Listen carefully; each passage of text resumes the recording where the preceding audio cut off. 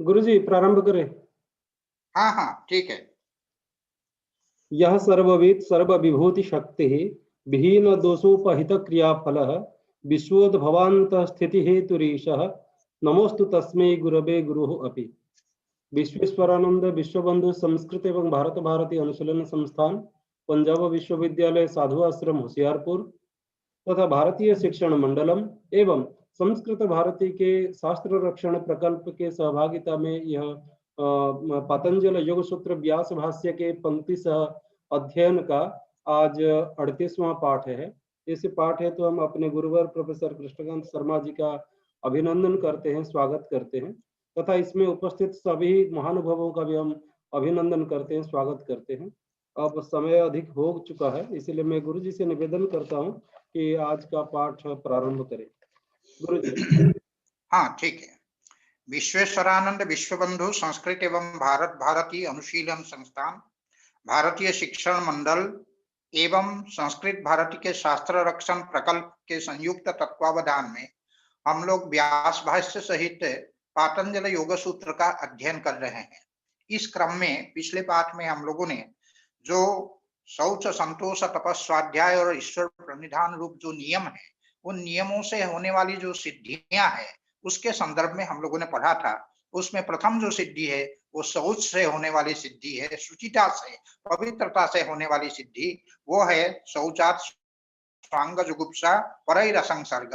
अर्थात जब पवित्रता रूप शुचिता रूप शौच रूप जो नियम है, उस नियम को जब हम अनुष्ठित करते हैं, उसको अपनाते हैं, तो उससे क्या होता है, उससे स्वांग जुगुप्सा अपने ही शरीर के प्रति, अपने ही अंगों के प्रति जुगुप्सा होने लगती है, घृणा होने लगती है। क्योंकि हम लोगों ने पहले पढ़ा था कि ये शरीर जो है स्थानात बीजात इत्यादि के द्वारा, कि ये शरीर सभी दृष्टि से जो है अपवित्र है।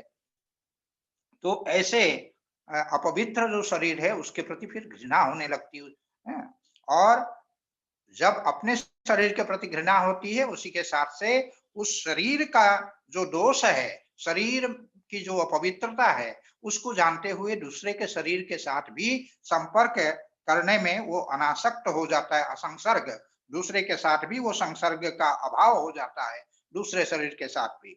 इसी बात को भाष्यकार ने समझाते हुए कहा कि स्वांगे जुगुप्सायाम शौचमारभमाना अवध्यदर्शी कायान अभिस्वंगी यतिर्भवति। जो यति है, योगी है, वो क्या होता है, जब शौच का अभ्यास करता है, करने के साथ साथ जो शरीर है, उस शरीर के जो अवध्य है, जो दोष है, उसको देखते हुए वो शरीर के प्रति अनभिस्वंग हो जाता है, अर्थात शरीर के प्रति उसकी आसक्ति समाप्त हो जाती है, वह अनासक्त हो जाता है शरीर से। और इसके कारण क्या है, काय का जो स्वभाव, शरीर का जो स्वभाव है, उसको जानने के कारण वह जो है कायान अभिस्वंगी, वो काय स्वभावावलोकी, काय का शरीर का जो स्वभाव है उसका अवलोकन करने वाला चूंकि वह यति होता है, योगी होता है, इसीलिए परैर संसर्ग, दूसरे के साथ संसर्ग वह नहीं करता है, संसर्ग का भी अभाव होने लगता है। और साथ ही साथ इतना ही क्या, अपने जो शरीर है, स्वमपि कायम जिहासु, अपने भी शरीर वो त्यागना चाहता है, उसकी अपवित्रता को देखते हुए, यहाँ तक कि मृत जलादि भी आक्षालयन अपनी, मृत्तिका और जल आदि के द्वारा उसका आक्षालन, उसको संशोधित पवित्र करते हुए भी उसके बावजूद जब शरीर पवित्र नहीं होता है, काय शुद्धि अपश्यन, जो शरीर के जो शुद्धि है उस शुद्धि को देखते हुए कथम परकाय अत्यंतमेव अप्रयत संसृज्येत। जो शरीर की जो अशुद्धि है, शरीर की अशुद्धि को जब वो देख लेता है, तो देख लेने के कारण वह जो है दूसरे के शरीर के साथ कैसे जो है वो संसर्ग करेगा, जो कि अत्यंत मलिन है, अप्रयत ही, जो परकाय ही, जो अत्यंत मलिन जो परकाय है, दूसरे का काय शरीर है, उसके साथ है कथम संसर्जित, वो कैसे संसर्ग करेगा, कैसे संपर्क करेगा। ये जो है शौच से होने वाली जो सिद्धि है, प्रथम सिद्धि, उसको बताया। और शौच से होने वाली जो द्वितीय शुद्धि है, पहली जो ये शुद्धि है वो बाह्य शौच से होने वाली सिद्धि है। शौच दो प्रकार का बताया गया था, एक बाह्य शौच और एक आभ्यंतर शौच। तो बाह्य शौच से होने वाली ये सिद्धि थी। अब आभ्यंतर शौच से होने वाली जो सिद्धि है उसको बताते हुए सूत्रकार कहते हैं सत्व शुद्धि सौमनस्यैकेन्द्रिय जयात्म दर्शन योग्यत्वानि च। ये कह रहे हैं कि सत्व शुद्धि अर्थात बुद्धि शुद्धि, और बुद्धि शुद्धि जब हो जाए तो फिर क्या होता है, मन की एकाग्रता होती है। मन की एकाग्रता, और मन की एकाग्रता के साथ इंद्रियों पर वो विजय प्राप्त करने में सक्षम हो जाता है। साथ ही साथ जब इंद्रियों पर विजय पा लेता है तो उसके बाद आत्म साक्षात करने की योग्यता उसमें आ जाती है योगी में। ये आभ्यंतर शौच का परिणाम है, आभ्यंतर शौच का शौच से होने वाली ये सिद्धि है। इसी का व्याख्यान करते हुए भाष्यकार ने कहा भवन्ति इति शेषः, अर्थात सत्व शुद्धि सौमनस्यैकाग्रेन्द्रिय जयात्म दर्शन योग्यत्वानि च भवन्ति, ऐसा सूत्र का पूरा वाक्य जो है बन जाएगा और तब ये अर्थ सहज हो जाएगा। इसीलिए भवन्ति इति वाक्य शेषः कहा। शुचे है सत्व शुद्धि है, और शुचिता के कारण क्या है, सत्व की शुद्धि। सत्व का बार बार प्रयोग होता है बुद्धि के लिए, बुद्धि सत्व भी कहते हैं, केवल सत्व भी कहते हैं। तो यहाँ पर केवल सत्व शब्द का प्रयोग किया। सुचे है माने शुचिता के कारण क्या होता है, सत्व की शुद्धि है, बुद्धि की शुद्धि होती है। ततः सौमनस्यम, उसके बाद मन की एकाग्रता आती है। सौमनस्य सुमनसः भावः सौमनस्यम, ततः एकाग्रम, और उसके कारण एकाग्रता आती है। ततः इंद्रिय जय, उसके कारण फिर इंद्रिय जय करने में वह योग्यता अर्जित कर लेता है। ततः आत्मदर्शन योग्यत्व, उसके कारण फिर आत्मदर्शन अर्थात जो आत्म साक्षात्कार है उसकी योग्यता उसमें आती है। किसकी, बुद्धि सत्व से भवति, उस बुद्धि में वो आत्म साक्षात्कार की योग्यता आ जाती है। क्योंकि आत्म साक्षात्कार पर्यंत बुद्धि का कार्य है, तो वहां तक जो है वो कार्य करती है। तो ये जो है शौच स्थैर्याद अधिगम्यते, शौच की जब स्थिरता होती है, अर्थात शौच का अभ्यास करते करते जब उसमें स्थिरता आ जाए तब जाकर के ये इतनी सारी योग्यता उसमें जो है आती है। तो ये आभ्यंतर शौच का जो फल है उसको होता है। बताने के पश्चात जो संतोष है, शौच के बाद संतोष, संतोष से क्या लाभ होता है, संतोष से कौन सी सिद्धि होती है उसको बताते हैं। संतोषाद अनुत्तम सुख लाभ, संतोष जो है उससे अनुत्तम माने निरतिशय सुख लाभ, निरतिशय सुख की प्राप्ति होती है, माने जिससे अतिशय सुख और हो नहीं सकता है, ऐसा जो है उसमें बताया गया है। तथा च उक्तम, जैसा कि कहा गया है, जच्च काम सुखम लोके, इस संसार में जो काम से, कामना की पूर्ति से, काम सुख का तात्पर्य है कामनाओं की पूर्ति से होने वाला जो सुख है, यच्च दिव्यम महत् सुखम, और दिव्य भवम दिव्यम, स्वर्ग जो है, स्वर्ग का जो सुख है उसको कहेंगे दिव्य सुख, जो महत् सुख है। महत् सुख का तात्पर्य है जो लौकिक सुख है उसकी तुलना में, उसकी तुलना में वह महत् सुख है, अन्यथा वह महत् सुख नहीं है। लेकिन इसमें कहा गया जच्च दिव्यम महत् सुखम तृष्णाक्षय सुखस्यैते नारहतः षोडशीम कला, तृष्णाक्षय सुखस्य, तृष्णा के क्षय होने पर जिस सुख की प्राप्ति होती है, जिस निरतिशय सुख की प्राप्ति होती है, वह जो है कलाम नारहत, षोडशीम कलाम नारहतः, तृष्णाक्षय सुख का वो 16वीं कला माने 16वीं जो हिस्सा है वो भी वैसा भी सुख जो है वो कामनाओं की पूर्ति से या स्वर्ग आदि की प्राप्ति से नहीं प्राप्त होता है।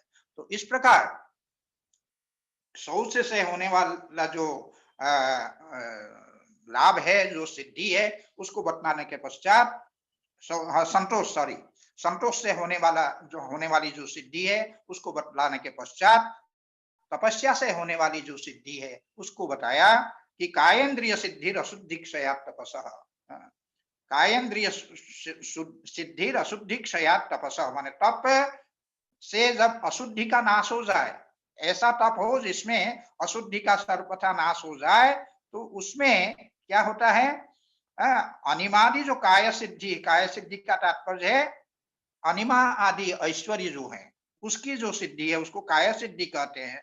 तो काय सिद्धि और दूर श्रवण आदि, जो दूर तक सामान्यतः हमारे श्रोत्रेंद्रिय से हम कुछ एक सीमा तक सुन पाते हैं, लेकिन जब तपस्या की सिद्धि हो जाती है तब फिर क्या होती है, तपस्या की सिद्धि से दूर तक जो है जो शब्द है उसको सुनने में योगी सक्षम हो जाते हैं। ये दोनों उसका लाभ है। एक तो काय सिद्धि माने अणिमा आदि की सिद्धि होती है, और साथ ही साथ दूर श्रवण, दूर दर्शन सभी है। व्यवहित वस्तु को हम सामान्यतः नहीं देख सकते हैं। अगर भित्ति से व्यवहित कोई वस्तु है, दीवार के उस पार कोई वस्तु है, उसको हम सामान्यतः नहीं देख सकते हैं। लेकिन जब ये तपस्या की सिद्धि हो जाती है, उस सिद्धि से दीवार के उस पार जो वस्तु है, जो व्यवहित है, जो विप्रकृष्ट है, जो दूर में है, उन सभी वस्तुओं को देखने में भी सक्षम हो जाता है। तो ये इस तपस्या की सिद्धि का ये स्वरूप है। तपस्या से प्राप्त होने वाली यह सिद्धि है। हाँ, वही कह रहे निर्वर्त्यमानम एव तपो हिनस्ति अशुद्ध्यावरणम अलम, अर्थात अच्छी तरह भली भांति जो तपस्या की गई उसको निर्वर्त्यमान शब्द से कहा गया है। ऐसा जो तप है, उस तप, वही तप जो है क्या है, अशुद्ध्यावरणम अलम हिनस्ति, अशुद्धि रूपी जो आवरण का मल है, उस मल को वो दूर करता है, उसको समाप्त कर देता है। और तद आवरण मलापगमात, जब वो आवरण मल जब समाप्त हो जाता है, दूर हो जाता है, अपगम हो जाता है उसका, तब फिर काय सिद्धि माने अनिमाद्या काय सिद्धि, अनिमा आदि शरीर की जो सिद्धि है, अर्थात अणु से अणु हो जाना, छोटे से छोटे हो जाना, महत से महत हो जाना, और गुरु से गुरु, भारी से भारी हो जाना, ये सब जो है काय सिद्धि है। ये सब अणिमा आदि सिद्धियां होने लगती है। तथा इंद्रिय सिद्धि दूरात श्रवण दर्शनादि इति, दूर से श्रवण दर्शन आदि जो है ये इंद्रिय की सिद्धि जो है ये होते काय की सिद्धि और इंद्रिय की सिद्धि। इस प्रकार ये तपस्या से होने वाली सिद्धि बतलाने के पश्चात अब स्वाध्याय से कौन सी सिद्धि होती है उसको बतलाते हुए सूत्रकार कहते हैं स्वाध्यायात इष्ट देवता संप्रयोग। स्वाध्यायात अर्थात स्वाध्याय के स्थिर हो जाने पर, स्वाध्याय जब परिपक्व हो जाए तब फिर क्या होता है, इष्ट देवताओं का संप्रयोग का तात्पर्य है संपर्क, इष्ट देवताओं के साथ संपर्क होता है। जिस इष्ट देवता का स्मरण करे वो इष्ट देवता आपके समक्ष उपस्थित हो जाते हैं, और उनसे जो भी कार्य आप करना चाहते हैं वो कार्य आपका सिद्ध हो जाता है। और ये तो उपलक्षण है, देवता संप्रयोग, देवता तो उपलक्षण है, कोई सिद्ध है, महर्षि है, संत है, उनका भी आप स्मरण करते हैं तो वो भी जो है आपके समक्ष उपस्थित हो जाते हैं। तो ये और आपका कार्य सिद्ध होता है। उसी को कह रहे देवा ऋषया, इसीलिए देवता संप्रयोग के साथ उसकी व्याख्या करते हुए भाष्यकार ने कहा देवा ऋषया, देवता और ऋषि और जो सिद्ध है, उन सिद्धों का जब आप स्मरण करते हैं तो स्वाध्याय शील से दर्शनम गच्छन्ति, जो स्वाध्याय जिसका स्वभाव हो गया है, स्वाध्याय जिसका परिपक्व हो गया हो, ऐसे योगी को वो देवता, ऋषि और सिद्ध आदि का दर्शन होता है। और कार्य च वर्तन्ते, और जो कार्य उनसे वो चाहते हैं उस कार्य की भी सिद्धि उनकी हो जाती है उन देवता, ऋषि, सिद्ध आदि से। इस प्रकार ये स्वाध्याय से होने वाली जो सिद्धि है उसको बताया। और समाधि सिद्धि, इस तरह समाधि सिद्धि जो है, समाधि सिद्धि ईश्वर प्रणिधान, ईश्वर प्रणिधान रूप जो क्या कहते नियम है, उसके परिपालन से, उसके परिपक्व होने से क्या होता है, समाधि सिद्धि, समाधि की सिद्धि होती है। उसी की व्याख्या करते हुए भाष्यकार कहते हैं ईश्वरार्पित सर्वभावस्य समाधि सिद्धि, समस्त व्यापारों को, समस्त अपने कार्यों को जो ईश्वर में अर्पित कर दिया हो, ऐसे जो योगी है उसका समाधि सिद्धि, उनकी समाधि जो है सिद्ध होती है।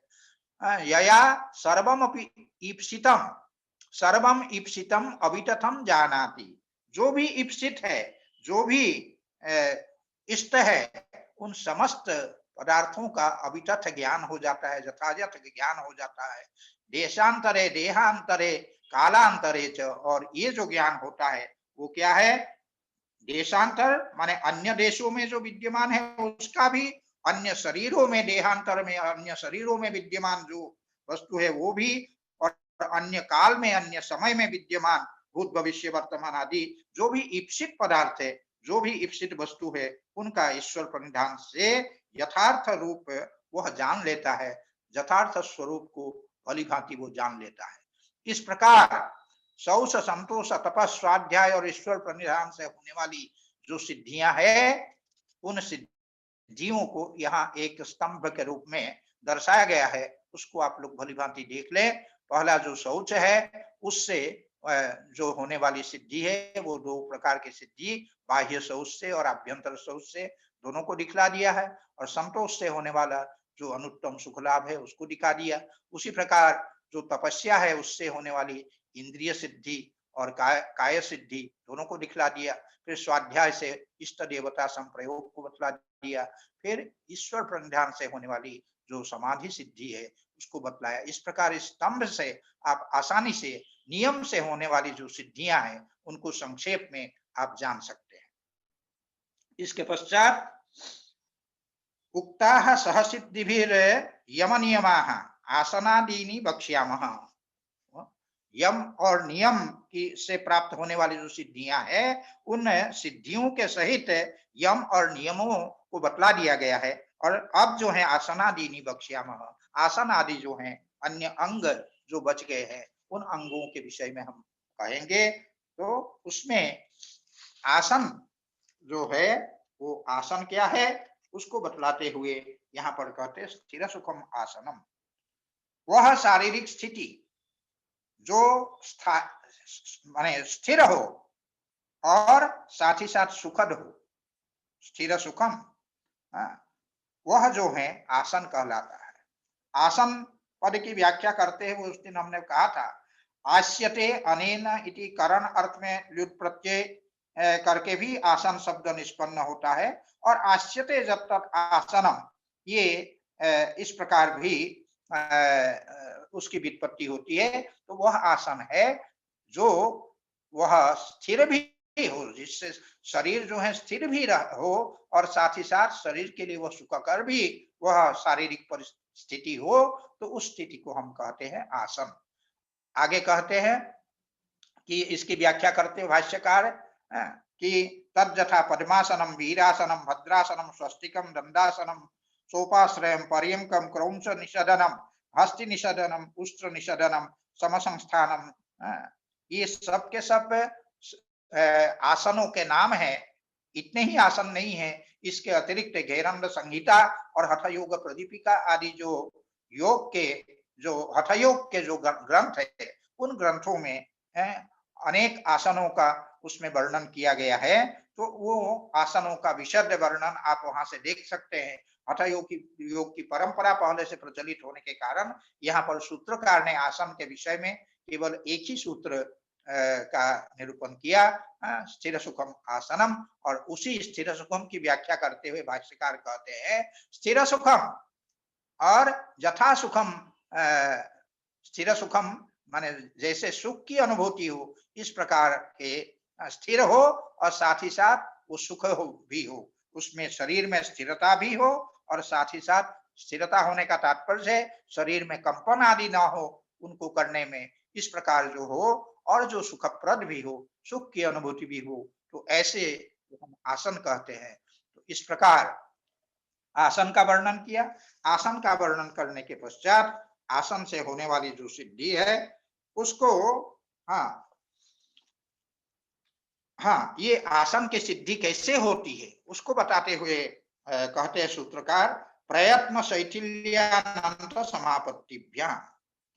प्रयास में जब कमी आवे, कमी आने और साथ ही साथ शेष नाग जो है उनकी समापत्ति करने से, समापत्ति के विषय में हम लोगों ने ये पढ़ा था, जिसमें चित्त तदाकाराकारित हो जाए। तो जैसे स्फटिक के पास अगर जपा कुसुम हम रखते हैं, स्फटिक जो है जपा कुसुम के आकार में आकारित हो जाता है, स्फटिक का उस प्रकार से जपा कुसुम के आकार में आकारित होना, उसको हम समापत्ति कहते हैं। उसी प्रकार हमारा चित्त जब विषय के आकार में भलीभांति आकारित होता है, जो ध्येय है उस ध्येय के आकार में भलीभांति आकारित हो, उसको हम समापत्ति कहते हैं। जब शेषनाग हमारा ध्येय हो और हमारा चित्त शेषनाग के आकार में आकारित हो जाए, उसको हम कहेंगे अनंत समापत्ति। अनंत कहते हैं शेषनाग को, उनकी समापत्ति इन दोनों के द्वारा जो है वो भवति इति वाक्य शेष, अर्थात आसन की सिद्धि होती है।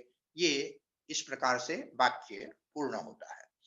प्रयत्नोपरमात् सिद्ध्यति आसनम येन नांगमे जयो भवति। जिसको करने में किसी प्रकार के आयास के प्रयत्न की अनुभूति ना हो, और जिसके कारण जब ऐसा कोई आयास नहीं होगा तो फिर क्या होगा, न अंग में जयो भवति। अंग में एजय का तात्पर्य है कंपन, अंग में किसी प्रकार का कंपन जो है वो नहीं होगा। तो और अनंते च समापन्नम, जब अनंत अर्थात जो शेषनाग है उसमें जब समापत्ति हो तब फिर क्या होगा, उसमें समापन्न जो चित्त है वो चित्तम आसनम निर्वर्तयति, जो आसन है उसको वो निर्वर्तित करता है अर्थात सिद्ध करता है। इस प्रकार से आसन से जो आसन की सिद्धि किस प्रकार होती है उसको ये बता दिया। बताने के बाद आसन से होने वाली जो सिद्धि है उसको बताते हैं। ततो द्वंद्वानभिघातः, ततः अर्थात आसना, आसन की जब सिद्धि हो जाए, आसन की जब सिद्धि हो जाए तब द्वंद्व, द्वंद्व कहते हैं शीतोष्ण आदि जो है, लाभ हानि जय पराजय, ये सब जो है द्वंद्व के अंतर्गत आते हैं। तो शीतोष्ण आदि जो द्वंद्व है उन द्वंद्वों के द्वारा किसी प्रकार का अभिघात, किसी प्रकार की बाधा उस योगी को नहीं पहुंचती है। तो ये जो है द्वंद्व का अभिघात होना, द्वंद्व के द्वारा बाधित न होना, यही जो है द्वंद्व का अभिघात न होना अर्थात द्वंद्व के द्वारा बाधित न होना, ये जो है आसन का परिणाम है। सामान्यतः हम जीवन में अनुभव करते हैं, थोड़ी सी सर्दी बढ़ जाए तो हम सर्दी में परेशान होते हैं, थोड़ी गर्मी बढ़ जाए तो गर्मी से परेशान होते हैं। तो लेकिन जो योगी होते हैं नियमित रूप से आसन का अभ्यास करते हैं, वो न सर्दी से जो है बाधित होते हैं, न गर्मी से बाधित होते हैं। तो शीतोष्णादि द्वंद्व सहिष्णुता उनमें आ जाती है। इसीलिए कहा शीतोष्णादि द्वंद्व ही आसन जयात न अभिभूयते। आसन जयात, जब आसन पर विजय प्राप्त कर लेते, विजय प्राप्त करने का मतलब ऐसा अभ्यास आसनों का हो जो अनायास सिद्ध हो, जो सुखप्रद हो, ऐसे आसनों के अभ्यास से शीतोष्ण आदि जो द्वंद्व है उनकी सहिष्णुता आ जाती है। तो उन द्वंद्वों के द्वारा अभिभूत नहीं होते हैं, पीड़ित नहीं होते हैं। तो ये उसका लाभ है। अब आज हम लोग को प्राणायाम के विषय में पढ़ना है। तो प्राणायाम का जो स्वरूप है उसको बतलाते हुए सूत्रकार ने कहा तस्मिन् सति श्वास प्रश्वासयोर गति विच्छेद प्राणायाम। तस्मिन् सति ये महत्वपूर्ण पद है। तस्मिन् सति का तात्पर्य है आसन जये सति। आसन पर जब विजय प्राप्त कर ले, जब आसन पर हम अधिकार प्राप्त कर ले, विजय प्राप्त करने का मतलब आसन पर पूर्ण अधिकार प्राप्त हो जाए, आसन पूर्णतया सिद्ध हो जाए, तब फिर क्या होता है, आसन जये सति श्वास प्रश्वासयोर गति विच्छेद प्राणायाम। उसके पश्चात ही प्राणायाम के अधिकारी होते हैं योगी। तो इसीलिए उसके बाद आसन पर जय प्राप्त करने के पश्चात, आसन जय होने पर श्वास और प्रश्वास की जो गति, श्वास और प्रश्वास की जो गति है, उन दोनों की गति को नियंत्रित करना, गति विच्छेद का तात्पर्य उस गति को रोकना, उस गति को नियंत्रित करना। सामान्यतः जिस गति से वो श्वास और प्रश्वास चलता है उस गति में गति का भंग कर गति को नियंत्रित करना, ये जो है प्राणायाम कहलाता है। इसी की अब व्याख्या करते हुए भाष्यकार कहते हैं, क्योंकि सूत्र में दो पद जैसे आया श्वास और प्रश्वास और तीसरा पद आया गति विच्छेद, तो इस पर ये कहते हैं कि सती आसन जये, आसन जये सती, जब आसन पर विजय प्राप्त कर लेते हैं, आसन की स्थिरता हो जाती है, तब फिर क्या होता है, तब बाह्यस्य वायोर आचमनम श्वास। बाह्यस्य वायो हो, जो बाह्य वायु है, बाहर विद्यमान शरीर के बाहर जो विद्यमान वायु है उसको शरीर के अंदर नासिका पुटों के द्वारा लाना, इसी का नाम है। अर्थात जो बाह्य वायु है उस बाह्य वायु को नासिका पुटों से अंदर लेना, अंदर ग्रहण करना, उसको कहते हैं श्वास।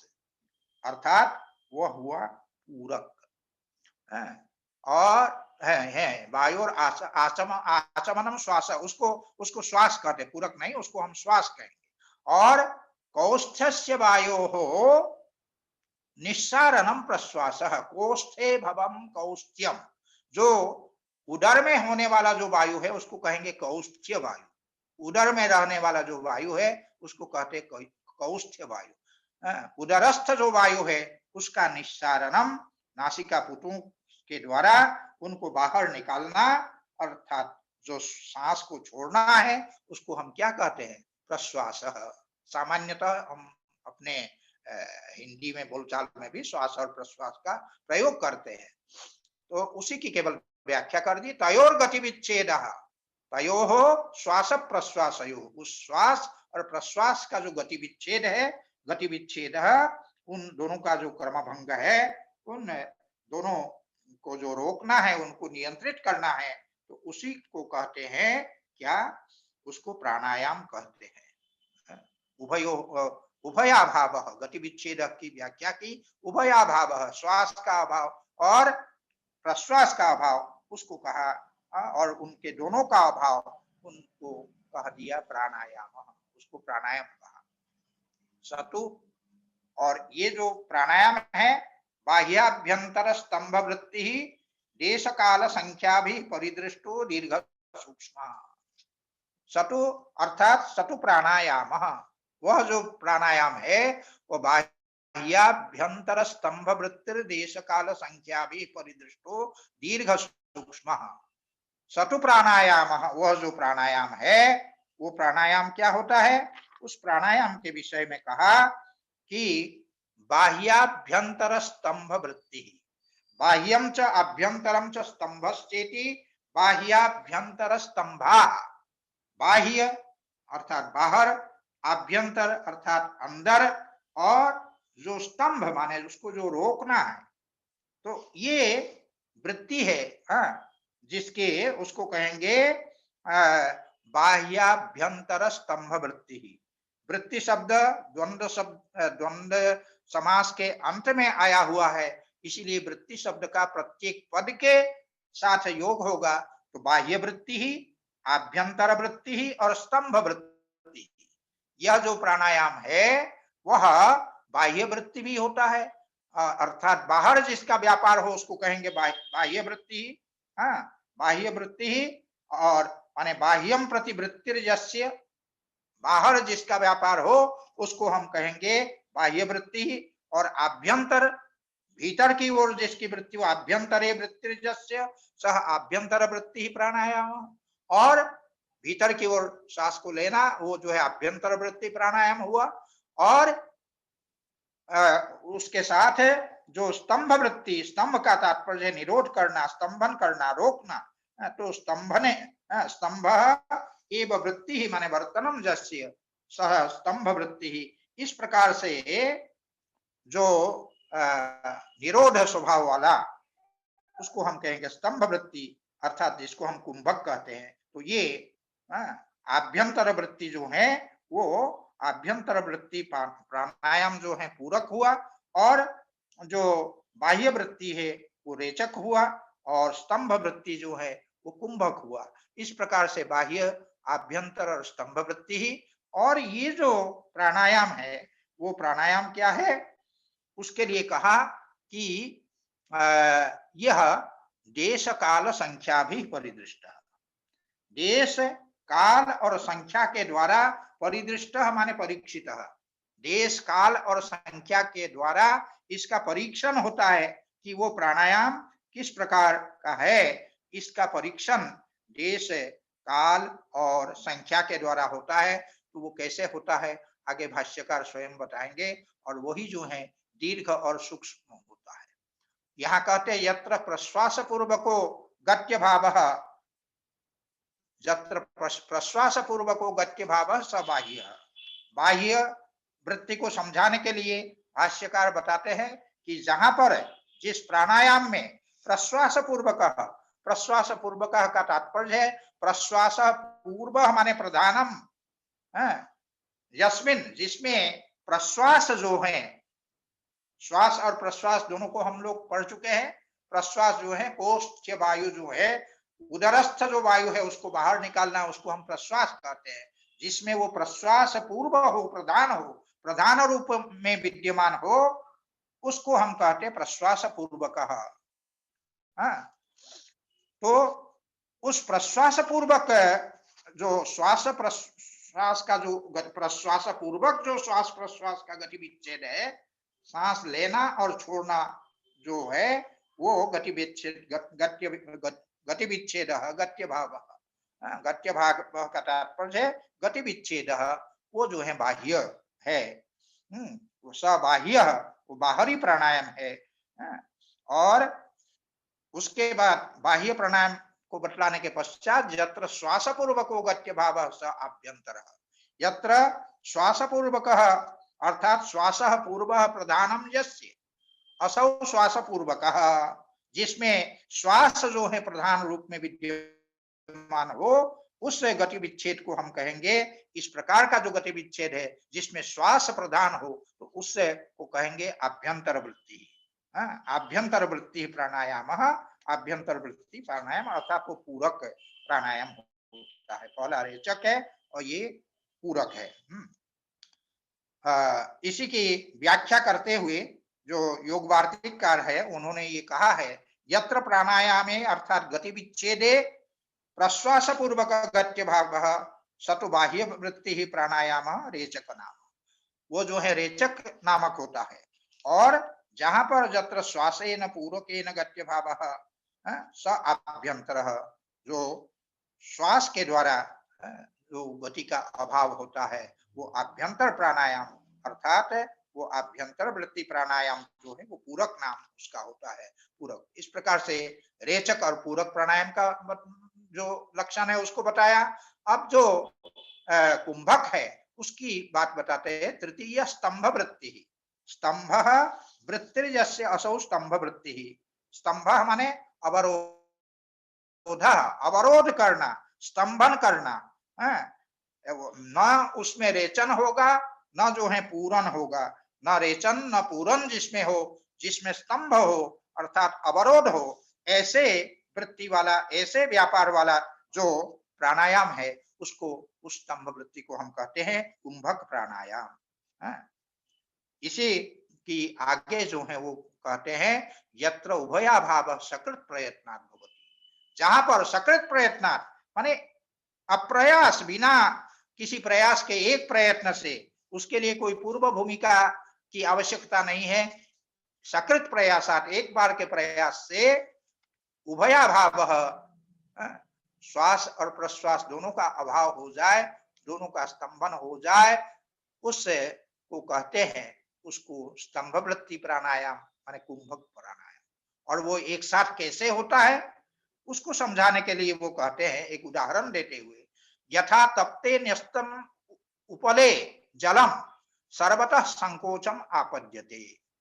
तो कहते हैं जिस प्रकार से एक तपे हुए जो उपल है, उपल पत्थर है, तपे हुए जो एक पत्थर है, उस पत्थर में क्या होता है, जलम निक्षिप्तम, जलम न्यस्तम, जल अगर कोई गिरा दे एक तपे हुए पत्थर में, तो क्या होता है, चारों ओर से जल संकुचित होकर के बीच में जो है वो आ जाता है। वही संकोचम सर्वतः संकोचम आपद्यते, चारों ओर से वो संकुचित होकर के वो जो है वो एक जगह आ जाता है।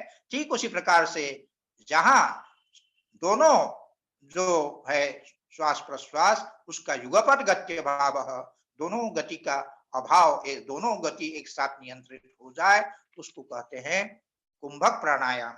और ध्यान रखने की बात है, इस कुंभक प्राणायाम को सहित कुंभक प्राणायाम कहते हैं।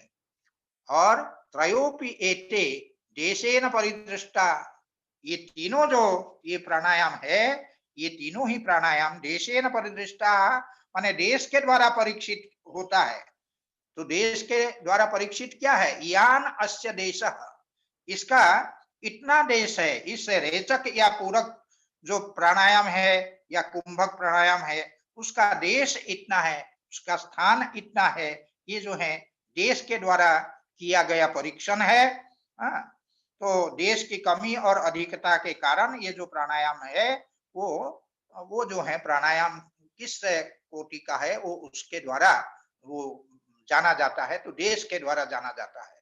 तो देशे न परीक्षित परिदृष्टः यानस्य विषयो देशः इति। और उसके बाद देशे न परिदृष्ट के बाद कहते हैं काले न परिदृष्टाः क्षणानाम यत्तावधारणेन अवच्छिन्ना इत्यर्थः। काले न परिदृष्ट, ये जो प्राणायाम है काल के द्वारा भी परीक्षित होते हैं। काल के द्वारा परीक्षित होने का तात्पर्य क्या है कि इसका काल, इसका समय कितना है, तो वो उसी को कहते हैं, उसी की व्याख्या, उसी का विवरण आगे करते हैं कि क्षणानाम इयत्तावधारणेन। क्षणानाम जो क्षण है, क्षणों की, क्षण कहते हैं, क्षण किसको कहते हैं? निमेष क्रियावच्छिन्नस्य कालस्य चतुर्थो भागः क्षणः। जो हम पलक गिरने में जितना हमको समय लगता है, उसके चौथाई समय को जो है क्षण कहते हैं। पलक गिरने में जितना, ये तो स्वाभाविक गति है, स्वाभाविक रूप से पलक गिरता रहता है। तो पलक के गिरने में जितना समय लगता है, उसका जो एक चौथाई समय है, उस समय को संस्कृत में क्षण शब्द से कहा जाता है शास्त्रों में। तो वो जो क्षण है, तो वो क्षणानाम, ये जो क्षण है, उन क्षणों की इयत्ता, कितने क्षण हुए, कितनी बार पलक गिरे, और उसके आधार पर उसके चौथाई भाग का आप हिसाब कर ले, तो उससे जो है क्षणों की इयत्ता पता लग जाती है। तो इसीलिए कहा क्षणानाम इयत्तावधारणेन, उसके निश्चय से जो अवच्छिन्न होता है का तात्पर्य है वो परीक्षित होता है, वो प्राणायाम परिदृष्ट होता है या आलोचित होता है, ये कहा गया। तो इस प्रकार जो ये है संख्या भी परिदृष्टा, एतावद भी श्वास प्रश्वास ही प्रथम उद्घात। इसी की और आगे व्याख्या करते हैं कि संख्याओं के द्वारा जो परीक्षित होता है प्राणायाम, संख्या के द्वारा जो पर्यालोचित होता है प्राणायाम, वो किस प्रकार होता है उसको बतलाते हुए यहाँ पर ये कहते हैं कि संख्या भी परिदृष्टा, एतावद भी श्वास प्रश्वास ही। एतावद भी माने इतने श्वास और प्रश्वासों के द्वारा, इतने श्वास और प्रश्वासों के द्वारा वो क्या है, श्वास प्रश्वास का तात्पर्य है वो इतनी मात्राओं के द्वारा, इतनी मात्राओं के द्वारा वो पूरक आदि जो प्राणायाम है उसका ये प्रथम उद्घात हुआ है। श्वास प्रश्वास प्रथम उद्घात। उद्घात शब्द को समझ लेना चाहिए। उद्घातो नाम नाभिमूलात् प्रेरितस्य वायोः शिरसि अभिहननम। जब ये प्राणायाम जब करते हैं अर्थात श्वास और प्रश्वास का गतिविच्छेद जब हम करते हैं, तो गतिविच्छेद करने से क्या है, हमारे शरीर के भीतर जो अपान वायु है वो अपान वायु उससे प्रभावित होने लगता है। और अपान वायु जब प्रभावित हो जाए, वह क्या होता है, वो नाभि मूल से ऊपर उठ करके शिरोभाग में जाकर के जो टकराता है, उसी को कहते हैं एक उद्घात। वही कहा उद्घातो नाम नाभिमूलात् प्रेरितस्य वायोः शिरसि अभिहननम। सिर में जाकर के उसका टकराना, उसको कहते हैं एक उद्घात। तो ये जो है एक उद्घात कहलाता है। सामान्यतः उसमें 12 मात्रा काल जो है उसमें गिना जाता है, बताया जाता है। तो एक उद्घात जो हुआ वो 12 मात्रा समय वाला वो एक उद्घात हुआ। तो वही कहते हैं कि इतने जो है श्वास और प्रश्वास के द्वारा, एतावद भी श्वास प्रश्वास ही प्रथम उद्घात है, इतने श्वास और प्रश्वास के द्वारा प्रथम उद्घात अर्थात वही 12 मात्रा जो है वो पूरी हुई। तो ये जो है इसके द्वारा तदवत् निगृहीतस्य एतावद्भिः द्वितीयः उद्घातः, उसी प्रकार प्रथम उद्घात हुआ, उसके बाद उसी से फिर द्वितीय उद्घात, उसी प्रकार से द्वितीय उद्घात अर्थात उसी प्रकार जो अपान वायु है उसका ऊपर उठ करके सिर में जाकर टकराना, तो ये इतना समय उसमें लगा। तो निगृहीत जो वायु हमने निगृहित किया, रोका, उसको जो है एतावत भी द्वितीय उद्घात, द्वितीय उसका उद्घात हुआ। एवं तृतीय, इसी प्रकार से तृतीय उद्घात हुआ। एवं मृदु एवं मध्य एवं तीव्र इति संख्या परिदृष्ट, इसी प्रकार से मृदु जो उद्घात है वो दो उद्घातों वाला जो है, सॉरी, जो एक उद्घात वाला होगा उसको हम मृदु कहेंगे, दो उद्घात वाला जो है उसको मध्यम कहेंगे, और तीन उद्घात वाला जो होगा उसको हम कहेंगे तीव्र। इन उद्घातों में जो एक उद्घात वाला होगा अर्थात 12 मात्रा वाला, उसको हम मृदु कहेंगे, और दो उद्घात वाला उसको अर्थात 24 मात्रा वाला उसको हम मध्य कहेंगे, और जो 36 मात्रा वाला तीव्र है कहलाएंगे। 36 मात्रा वाला जो तीन उद्घात वाला हुआ वो 3 12 36, तो 36 मात्रा वाला जो है वो तीव्र कहलाएगा। इस प्रकार से मृदु, मध्य और तीव्र इति संख्या परिदृष्ट, संख्या के द्वारा इस प्रकार वो प्राणायाम का परीक्षण होता है। तो ये संख्या परिदृष्ट, संख्या या मात्राओं के द्वारा इसका आलोचन, प्राणायाम का परीक्षण ये होता है, ये संख्या परिदृष्ट। सकलो एवं अभ्यस्तो दीर्घ सूक्ष्म, और यही जो है इसी प्रकार जब निरंतर जब ये अभ्यास इस प्रकार का करते हैं तो इस अभ्यास से क्या होता है, दीर्घ सूक्ष्म भवति इति शेषः, वो दीर्घ और सूक्ष्म वो हो जाते हैं। दीर्घ और सूक्ष्म होने का तात्पर्य क्या है, दीर्घ काल व्यापी वह हो जाता है, अर्थात घंटों और अनेक प्रहरों तक वो स्थित रहने वाला वो प्राणायाम होता है। जो ऋषि महर्षि लोग प्राचीन काल में तपस्या करते थे, घंटों जो है वो प्राणायाम करके प्राण का अवरोध करते थे, ये हम लोग प्राय शास्त्रों में पढ़ते हैं। और सूक्ष्म का तात्पर्य है जो बाहर बहुत कम दूर तक जिसका अनुभव हो, जिस प्राणायाम का, लेकिन वो जो है देह के अंदर सर्वत्र विद्यमान हो, ऐसा जो है उसको हम सूक्ष्म कहते हैं। तो दीर्घ और सूक्ष्म उसके भेद होते हैं। फिर एक जो केवल कुंभक प्राणायाम है उसका स्वरूप निरूपित करते हुए सूत्रकार कहते हैं, क्या बाह्याभ्यंतर विषयाक्षेपी चतुर्थ, बाह्याभ्यंतर विषयाक्षेपी अर्थात जो बाह्य विषय, बाह्य प्रदेश वाला अर्थात जो रेचक है, और आभ्यंतर विषय जिसका है, आभ्यंतर प्रदेश वाला जो है अर्थात जो पूरक है, उनका आक्षेपी, आक्षेपी का तात्पर्य है उनका अतिक्रमण करने वाला जो है प्राणायाम, वो चौथा प्राणायाम है, उसको केवल कुंभक कहते हैं। चतुर्थ का तात्पर्य है चतुर्थ केवल कुंभक प्राणायाम, चतुर्थ वह केवल कुंभक कहलाता है, जिसमें बाह्य अर्थात रेचक और पूरक का जो अतिक्रमण जिसमें हो, ऐसा जो प्राणायाम है वो प्राणायाम केवल कुंभक कहलाता है। इसी की व्याख्या करते हुए कहते हैं, देश काल संख्याभिर बाह्य विषय परिदृष्ट आक्षिप्त।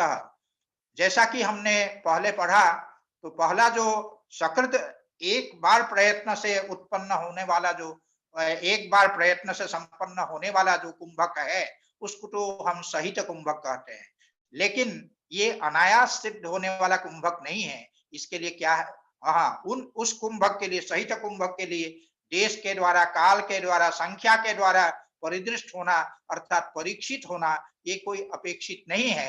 लेकिन ये जो केवल कुंभक है इसके लिए देश काल संख्या के द्वारा जो बाह्य विषय है वो जिसमें आक्षिप्त हो, परिदृष्ट हो, वह आक्षिप्त, उसका जो पहले परिदृष्ट हो, परीक्षित हो, उसका वह अगर आक्षिप्त हो, उसका अगर अतिक्रमण हो, उसी को भाष्यकार कहते देश काल संख्या फिर बाह्य विषय परिदृष्ट आक्षिप्त। देश काल और संख्या के द्वारा जब बाह्य विषय है उस बाह्य विषय हुआ वही रेचक प्राणायाम, वो जब आक्षिप्त हो, वह जब अतिक्रांत हो, उसको कहते हैं आक्षिप्त।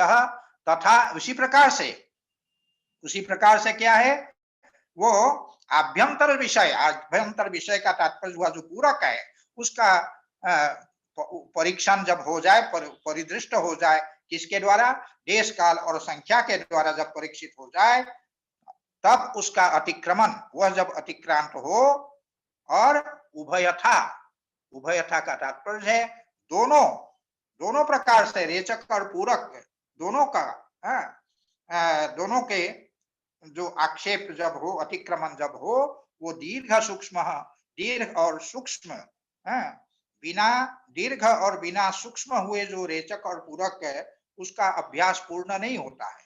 जब वो दीर्घ सूक्ष्मता को प्राप्त करता है, तब वो जो है प्राणायाम का जो अभ्यास है, वो प्राणायाम का अभ्यास, रेचक पूरक का अभ्यास है, वो पूर्ण होता है। और तब उसका जब तत्पूर्व कहा, उस रेचक और पूरक की जो दीर्घ सूक्ष्मता है, उससे वह है पूर्व में जिसके, ऐसे जो प्राणायाम है, वो प्राणायाम क्या होता है, तत्पूर्वक भूमि जयात का तात्पर्य है जब दीर्घ सूक्ष्मता को प्राप्त कर लेते हैं।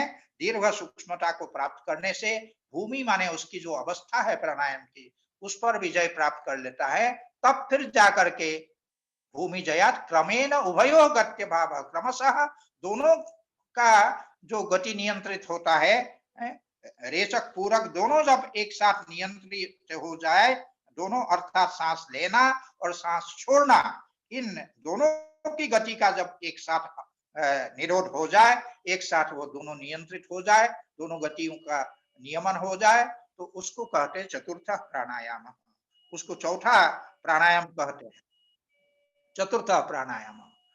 तृतीयस्तु विषयानालोचितो गत्य भावः सकृत आरब्ध एव, जो तृतीय जो सहित कुंभक है, उसमें जो है उसके बाह्य विषय या आभ्यंतर विषय का कोई आलोचन करने की, परीक्षण करने की आवश्यकता नहीं है। वो अनालोचित होते हुए भी गत्य भाव, वो गति का अभाव होता है, तो वो जो है सकृत आरब्ध, एकाएक जो है एक ही बार में वो आरब्ध होता है। इसीलिए देश काल संख्या भी परिदृष्टो दीर्घ सूक्ष्म, देश काल और संख्या से परिदृष्ट होकर के वो दीर्घ सूक्ष्म होता है।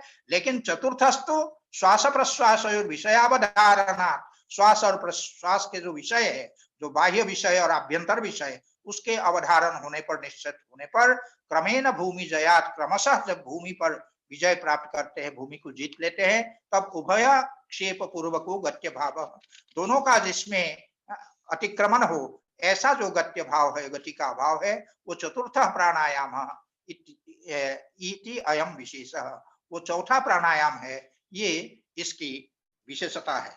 एक क्षण जरा कोई आगे है, एक क्षण का विराम देते हैं, उसके बाद फिर हम आते हैं।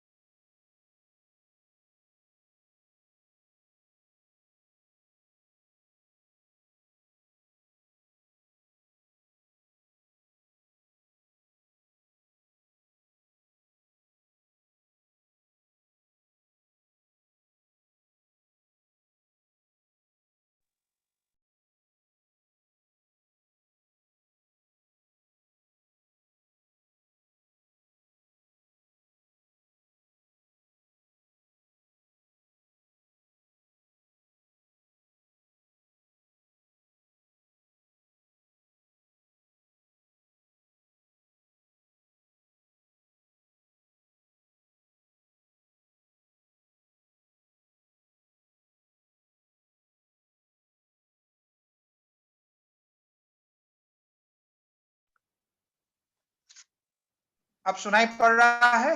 जी जी जी जी। हाँ, ठीक है। इस प्राणायाम से कौन सी सिद्धि प्राप्त होती है, उसको बताते हुए कहते हैं ततः क्षीयते प्रकाशावरणम। ततः अर्थात प्राणायाम की सिद्धि से क्या होता है, प्रकाशावरणम क्षीयते, प्रकाश का जो आवरण है, प्रकाश का जो आवरण है, आव्रियते अनेन इति आवरणम, जो बुद्धि सत्व का जो प्रकाश है वो जिससे आवृत हो, आच्छादित हो, जो अधर्म आदि का जो आवरण है, क्लेश का जो आवरण है, उन आवरणों को जो क्षीण कर दे, वो प्राणायाम है। प्राणायाम के द्वारा प्रकाश का जो आवरण है, प्रकाश से बुद्धि प्रकाश में पड़ा हुआ जो आवरण है, पर्दा है, वो हट जाता है, वो क्षीण हो जाता है, दूर हो जाता है। प्रकाश पर पड़ा हुआ जो पर्दा है वो हट जाता है, वो दूर हो जाता है। तो ये प्राणायाम का फल है, प्राणायाम से होने वाली सिद्धि है। तो प्राणायामान अभ्यस्यतो अस्य योगिनः क्षीयते विवेक ज्ञानावरणीयम कर्म। तो ये कहते हैं जो विवेक ज्ञानावरणीयम कर्म, विवेक ज्ञान को आवृत करके जो कर्म स्थित होता है, जो धर्म, जो कर्म का तात्पर्य है जो धर्म क्या हो, विवेक ज्ञान का आवरणीय हो, आवरक हो, ऐसा जो कर्म है अर्थात कर्म संस्कार है, वो कर्म संस्कार का कारणभूत जो क्लेश है उसी को यहाँ पर कर्म शब्द से कहा गया है। तो ऐसा जो कर्म है आवरणीय कर्म, वो क्षीयते, वो क्षीण होता है। किससे? प्राणायामान अभ्यस्यतः अस्य योगिनः, प्राणायाम के अभ्यास करते हुए इस योगी का वह जो विवेक ज्ञान का आवरण है, आवरण विवेक ज्ञान को आवृत करने वाला जो कर्म संस्कार है, वो क्लेश है, वो नष्ट होता है, ये क्षीण होता है। जब तद आचक्षते, जिसके संदर्भ में जब तद आचक्षते, जिससे कर्म के विषय में ये कहा गया है, ये क्या कहा गया है अर्थात आगमों में ये कहा गया है, महामोहेन इंद्रजालेन, महामोहेन इंद्रजालेन अर्थात महामोह रूपी, महामोह वो क्या है कि महामोह है राग नामक जो क्लेश है उसको महामोह कहा गया है। राग नामक जो क्लेश है उसको महामोह कहते हैं। तो महामोहमयेन इंद्रजालेन अर्थात राग नामक जो महामोह है, जो क्लेश है, उस क्लेश के द्वारा रागात्मक जो क्लेश है उसके द्वारा इंद्रजालेन, वो इंद्रजाल के समान है। इंद्रजाल आप सभी लोग जानते हैं, जो इंद्रजालिक होते हैं, जादूगर होते हैं, वो जैसा चाहे वैसा आपको दिखला देते हैं, जो वस्तु नहीं है उसको वैसा दिखा लेते हैं। माने वस्तु का जो यथार्थ स्वरूप है उसको छिपा करके वह अन्यथा करके दिखला देते हैं। तो इसीलिए ये महामोहमय जो राग है, रागात्मक जो क्लेश है, वो कैसा है? इंद्रजाल के समान है। वो प्रकाशशीलम सत्वम आवृत्य, जो प्रकाशशील और प्रकाशशीलम जस्य माने स्वभाव, जस्य प्रकाश जिसका स्वभाव है, ऐसे जो सत्व है, बुद्धि सत्व है, उसको आवृत्य, उसको आवृत करके तदेव अकार्ये नियुक्ते, उसी बुद्धि सत्व को अकार्य में नियुक्त करते हैं। अर्थात जो नहीं करना चाहिए, जो कर्म नहीं करना चाहिए, ऐसे अकार्य में, ऐसे कुकर्म में बुद्धि सत्व को लगाते हैं, बुद्धि को जो है उसमें प्रेरित करते हैं। और इति अकार्ये नियुक्ते इति तद अस्य प्रकाशावरणम कर्म, इस प्रकार जो प्रकाश के बुद्धि सत्व के आवरक, जो बुद्धि सत्व के प्रकाश के आवरक जो कर्म है, अर्थात वही कर्म संस्कार, वही संस्कार निबंधनम, जिसके पीछे संस्कार ही कारण है, ऐसा जो कर्म है वो अर्थात कर्म संस्कार प्राणायामाभ्यासात् दुर्बलम भवति, प्राणायाम के अभ्यास से वो दुर्बल हो जाता है। तो प्रतिक्षणम क्षीयते, प्रतिक्षण वो क्षीण होता है। तथा च उक्तम, इसी संदर्भ में ये कहा गया है, तपो न परम प्राणायामात् ततो विशुद्धिर्मलानाम दीप्तिश्च ज्ञानस्य इति। तो कहते प्राणायाम से बढ़कर के, प्राणायामात् परम तपः न, प्राणायाम से बढ़कर कोई तपस्या नहीं है, क्योंकि ततः माने हुए ततः प्राणायामात्, उस प्राणायाम से मलानाम विशुद्धि, जो मल है, यही अविद्या का मल, अविद्यादि क्लेशों का जो मल है, वो मल क्या हो जाता है? उसकी विशुद्धि हो जाती है, वो मल दूर हो जाते हैं। जब मल दूर हो जाएगा, आवरक जब दूर हो जाएगा, ज्ञानस्य दीप्तिश्च इति, तो ज्ञान की दीप्ति होगी, ज्ञान का प्रकाश होगा। ज्ञान जो है स्फुरित होने लगेगा, ये स्थिति होती है। इसके साथ साथ दूसरी सिद्धि क्या होती है इससे, उसको बताते हैं धारणा सुच योग्यता मनसा। धारणासु अर्थात धारणाओं में इसकी योग्यता आती है, क्षमता आती है। योगी के जो चित्त है उसमें धारणा की क्षमता आ जाती है, योग्यता आती है। प्राणायामाभ्यासादेव, प्राणायाम के अभ्यास से ही वही प्रच्छर्दन विधारणाभ्याम व प्राणस्येति वचनात्, पहले पाद में हम लोग पढ़ चुके हैं।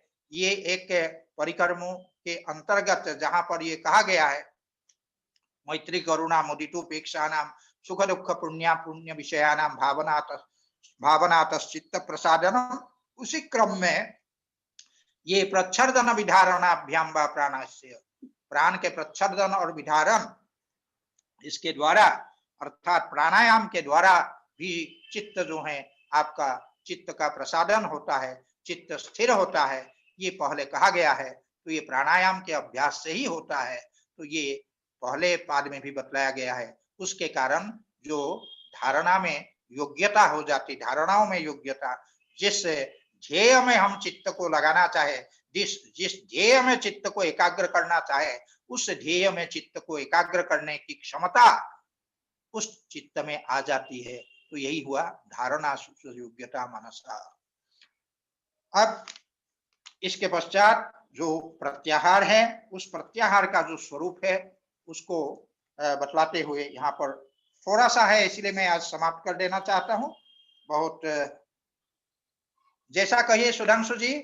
जी गुरु जी, जैसी आपकी इच्छा है गुरु जी। या रहने दीजिए, दोनों दो सूत्र है, आपकी जैसी इच्छा है गुरु जी, आप चाहें यहीं पर रखिए। कोई असल में आ भी गए हैं। जी गुरु जी, तो ठीक है गुरु जी। मैं असल में आज समाप्त करना चाहता था इसको, लेकिन थोड़ा व्यवधान भी आ गया। कोई बात नहीं गुरु जी। ठीक है, फिर आज का पाठ यहीं पर रखते हैं। जी गुरु जी। जी गुरु जी, ठीक गुरु जी। फिर मंगलवार वही 11 बजे। हाँ, मंगलवार को वो स्थाप्यम समाप्यम शनि भौमवार हो, तो भौमवार को जो है ये पाद समाप्त होगा। जी गुरु जी, जी गुरु जी। प्रणाम ठीक है, गुरु जी। प्रणाम प्रणाम।